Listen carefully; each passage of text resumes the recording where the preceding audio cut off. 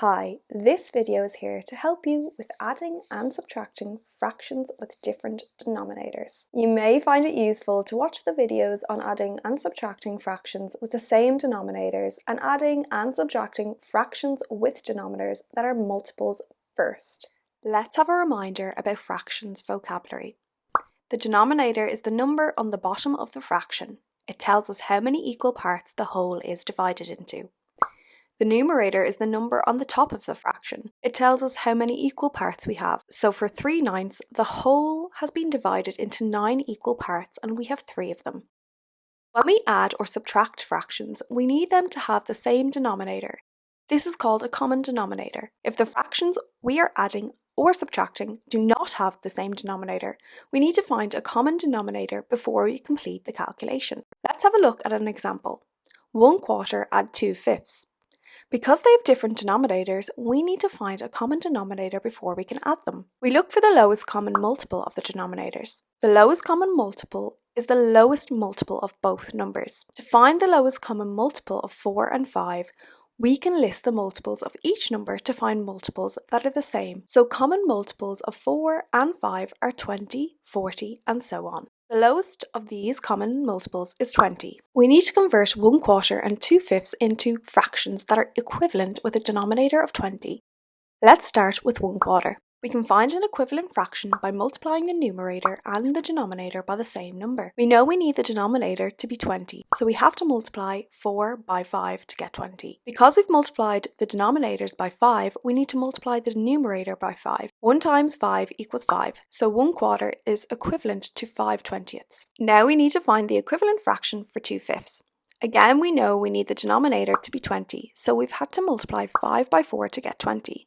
Because we've multiplied the denominator by 4, we need to multiply the numerator by 4. 2 times 4 equals 8, so 2/5 is equivalent to 8/20. Now we know that 1/4 is equivalent to 5/20 and 2/5 is equivalent to 8/20. We can replace them in our calculation so that we have a common denominator. Our calculation is now 5/20 add 8/20. Remember, when you add fractions with the same denominators, we just add the numerators and the denominator stays the same. 5 add 8 equals 13, 5/20 add 8/20 equals 13/20. This gives us our answer 1/4 add 2/5 equals 13/20. Now let's look at a subtraction calculation. We need the fractions to have a common denominator, so we need to find a common multiple of 6 and 4. When we list the multiples of 6 and 4, we can see that the common multiples are 12, 24, 36, and so on. The lowest of these is 12, so 12 is the lowest common multiple of 6 and 4. We need to convert 5, 6, and 3/4 into fractions that are equivalent with a denominator of 12. 5, 6 is equivalent to 10/12. 3/4 is equivalent to 9/12. Now we can replace the fraction in our calculation with their equivalents so that we have a calculation with a common denominator. 10/12 subtract 9/12. 10 take away 9 equals 1, so 10/12 take away 9/12 equals 1/12. This means that 5, 6 subtract 3/4 equals 1/12.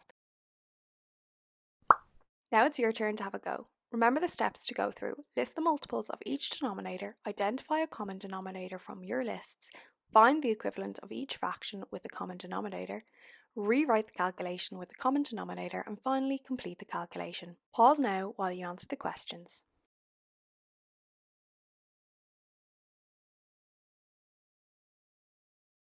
How did you get on? Check your answers. Pause again if you need to take a closer look. Half add 2/7 equals 11/14.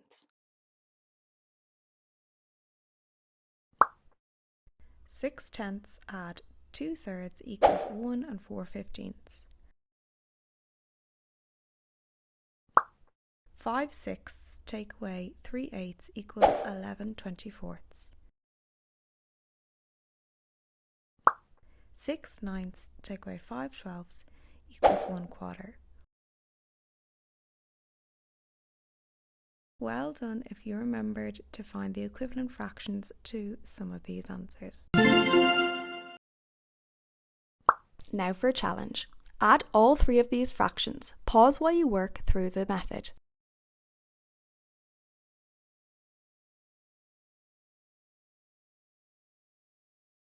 Well done if you realised that you needed to find the lowest common denominator of all three fractions, which was 20ths.